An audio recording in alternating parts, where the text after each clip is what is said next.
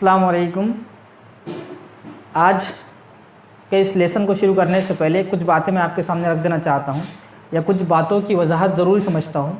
वो ये है कि आज से हम जो ये प्रोग्राम शुरू कर रहे हैं ऑनलाइन टीचिंग का, यूट्यूब के ज़रिए से जो ये काम शुरू कर रहे हैं, ये ख़ास तौर से उन लोगों के लिए है जो नेट, जिन लोगों ने यूजीसी नेट जो 2021 में अभी जो पोस्टपोन हो गया है, जो होने वाला था, उसका फॉर्म अप्लाई कर दिया है। ख़ास तौर से ये उन लोगों के लिए है जिनका सेकंड पेपर उर्दू है, उर्दू से जिन्होंने एमए कर रखा है और जिनका सेकंड पेपर उर्दू है, उन लोगों के लिए ख़ास तौर से ये है। और उसमें ख़ास नुकात को या ख़ास पॉइंट्स को डिस्कस किया गया है और उन्हीं बातों को या उन्हीं सवालात को लाया गया है जिनकी ज़्यादा उम्मीद होती है कि ये एग्ज़ाम में या इम्तिहानात में पूछे जा सकते हैं, या फिर वो सवालात जिनको मतलब पिछले साल या उससे पहले सालों में आए हैं, उन सवालात को भी यहाँ पर डिस्कस किया जाएगा।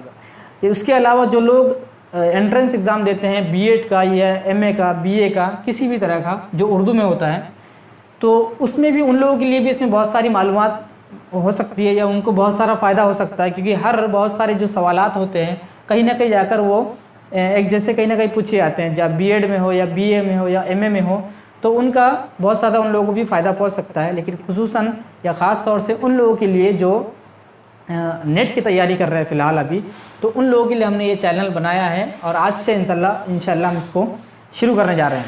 तो सबसे पहला जो हमारा जो लेसन है या जो हमारा सबसे पहला चैप्टर है वो है हिंद आर्याई की मुख्तसर तारीख़। हिंद आर्याई की मुख्तसर तारीख़ में हम जो मुख्तसर चीज़ें हैं उसको देखेंगे। सबसे पहली चीज़ इसके अंदर जो है वो आर्या है। हिंद आर्याई की मुख्तसर तारीख़ है, तो आर्यों का वतन क्या था, सबसे पहली ये चीज़। इसका वतन, आर्यों के वतन के ताल्लुक़ से नसीर अहमद ख़ान, इनकी राय ये है कि ये वस्ती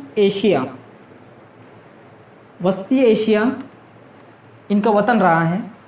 इनका जो वतन है आर्यों का, वस्ती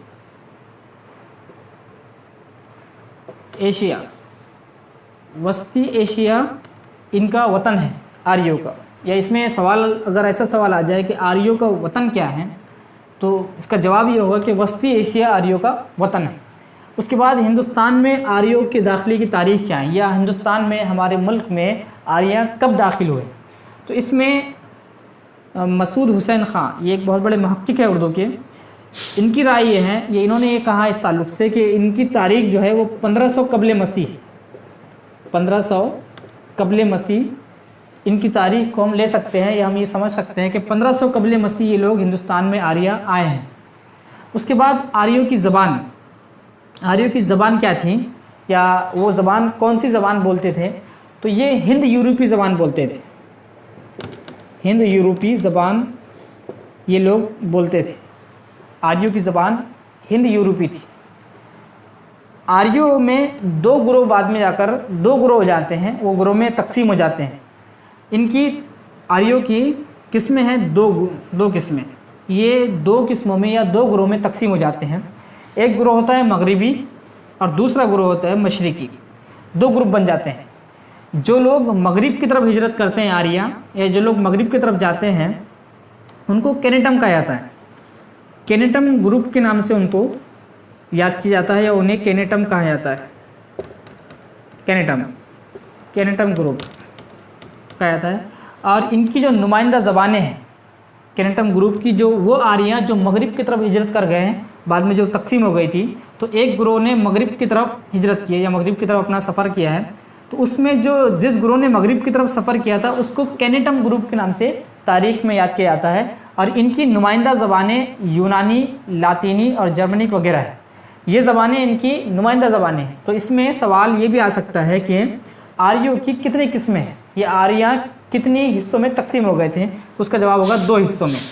अब या फिर उसका दूसरा सवाल हो सकता है कि मगरिब की तरफ जो आर्या हिजरत कर गए थे, या जो लोग मगरिब की तरफ चले गए थे, वो मगरिब की तरफ जाने वाले ग्रोह को क्या कहा जाता है।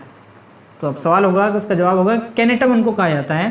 फिर ये पूछा जा सकता है इसके अंदर कि केनेटम ग्रुप का इनकी नुमाइंदा ज़बानें क्या क्या थी, जिसमें से या यह पूछ सकता है कि यूनानी या लातीनी या जर्मनिक, इनमें से किसी एक ज़बान को पूछ सकता है कि ये लातीनी ज़बान किस आर्यों की किस ग्रुप की नुमाइंदा ज़बान थी। तो आप ये कहेंगे यूनानी आर्यों की नुमाइंदा ज़बान थी। उसके बाद एक ग्रोह है मशरिकी। मशरिक की तरफ जाने वाले ग्रोह को, इसको थोड़ा मैं साफ लिख देता हूँ आपके सामने। मगरिबी ग्रुप, जैसे मगरिबी आर्या कह लें इसको, मगरिबी आर्या। ये मगरिबी आर्या जो है तो इनको तारीख में कैनेटम ग्रुप के नाम से याद किया था। कैनेटम कहा जाता है इनको, कैनेटम। और इनकी नुमाइंदा ज़बानें लातीनी, यूनानी, जर्मनिक वगैरह है। इनकी नुमाइंदा ज़बानें हैं लातीनी, यूनानी और जर्मनिक वगैरह। उसके बाद दूसरा ग्रोह है जो मशरिक की तरफ जिसने हिजरत की है, वो ग्रोह जो मशरिक की तरफ गया है, या मशरिकी आर्या इसको कह सकते हैं हम, मशरिकी आर्या। इनको तारीख में शतम या शितम कहा जाता है।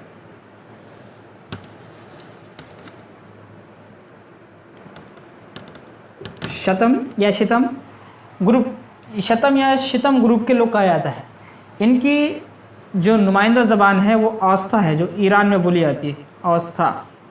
अब वो इसकी जदीद शक्ल जो है, इसकी जदीद शक्ल बाद में इस औस्ता की जदीद शक्ल जो है वो फ़ारसी हो गई।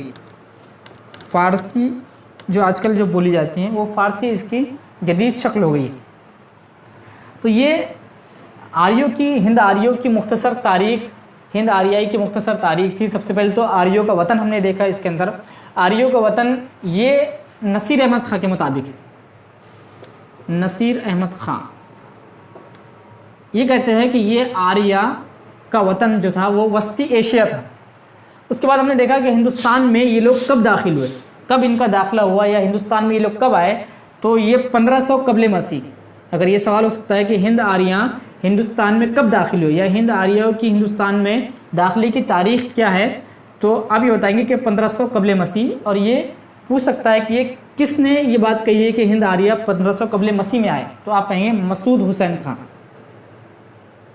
मसूद हुसैन खां। इनके नज़दीक मतलब ये 1500 कबल मसीह इन्होंने कहा है।